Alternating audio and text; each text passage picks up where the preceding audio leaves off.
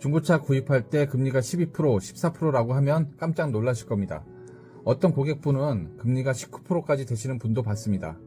이 금리라고 하면 사채 맞습니다. 안녕하세요. 중고차가입니다. 오늘은 우리가 중고차를 구입할 때 많이 이용하는 중고차 활부에 대해서 설명드리겠습니다. 중고차 활부는 중고차를 구입할 때 차를 산다는 조건으로 개인 신용 대출을 받는 것이다 라고 생각하시면 이해가 빠르실 겁니다. 금융사의 대출에는 여러가지 대출이 있지만 그 중에서 중고차에 적용되는 대출은 원리금 균등 상환 대출입니다. 이건 쉽게 말해 첫 달부터 마지막 달까지 매달 납입 금액이 똑같다는 말입니다. 중고차 활부를 진행할 때 신용 조회를 하고 그 신용에 맞는 금리를 캐피탈사에서 정하게 되는데 그때 적용되는 것이 원리금 균등 상환 시스템입니다. 원리금 균등 상환 시스템 특징이 있어 잠시 설명드리겠습니다. 저 역시 중고차 활부를 종종 이용하는데 이 시스템의 특징을 이해하고 오해가 풀렸습니다. 오해와 진실 그리고 원리에 대해서 이해가 쉽게 화면을 보면서 설명드리겠습니다. 네이버에서 원리금이라고 치면 자동 검색어가 있습니다. 이 자동 검색어에서 네이버 원리금 균등 상환 계산기를 클릭을 하고 여기에 예를 들어 1000만원이라는 금액을 입력을 하고 단위는 1년 단위로 하겠습니다. 금리라는 것은 연리이기 때문에 1년 단위로 하는 것이 맞을 겁니다. 그리고 12%라고 가정했을 때 계산을 하면 매달 88만 8,500원 정도를 납입을 해야 됩니다. 매달 납입 금액이 중요한 게 아니라 차를 산다는 조건으로 1000만원을 신용대출을 받았을 때 기간은 1년, 금리는 12%라고 했으면은 우리가 추측하기 쉬운 것은 1000만원에 1년 동안 내는 이자가 12%, 120만원이라고 착각을 할 수가 있습니다. 하지만 그렇지가 않습니다. 계산을 하면은 88만 8,500원, 대출 금액은 1000만원, 총 대출이자는 1년 동안 66만원, 총 상환 금액은 1066만 2천원 정도 예상이 됩니다. 분명 금리는 12%라고 했는데 어떻게 1년 동안 내가 내는 총 이자가 66만원이 되느냐라고 말씀을 하시는데 다시 풀어서 설명드리겠습니다. 매달 나가는 금액은 88만 8,500원입니다. 첫 달부터 마지막 달까지 내는 금액은 똑같습니다.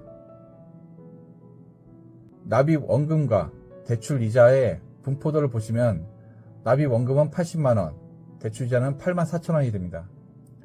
마지막 달에는 납입 원금 88만원, 이자 8,800원, 이런 형식이 바로 원리금 균등 상환 시스템입니다. 그러면 1000만원에 내가 1년 동안 내는 이자는 66만원이면은 금리는 6.6%대가 된다고 이해를 하시는 게 맞는데 왜 12%라고 고지를 하냐라고 물어보실 수 있습니다. 저도 처음에는 이해가 안 갔습니다.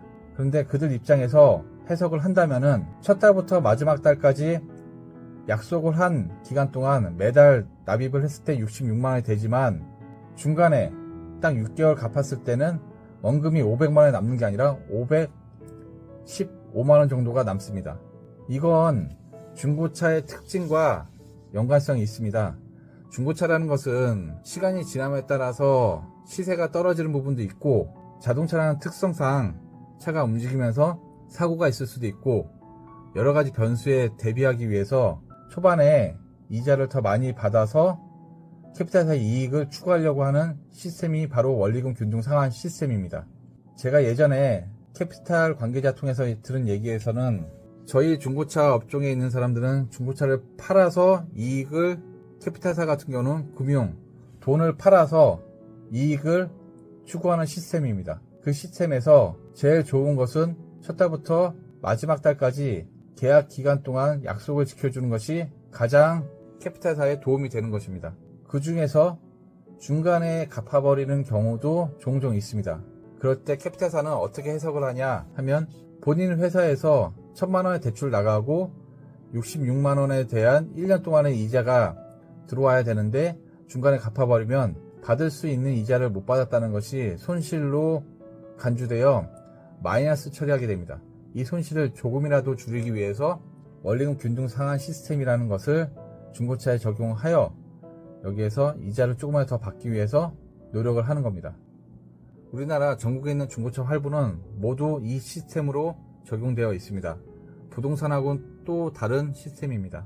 오늘 이렇게 우리가 중고차를 구입하면서 중고차 할부로 이용할 때 적용되는 이 중고차 금리 원리에 대해서 간단히 설명드렸습니다. 지금까지 중고차 학과였습니다.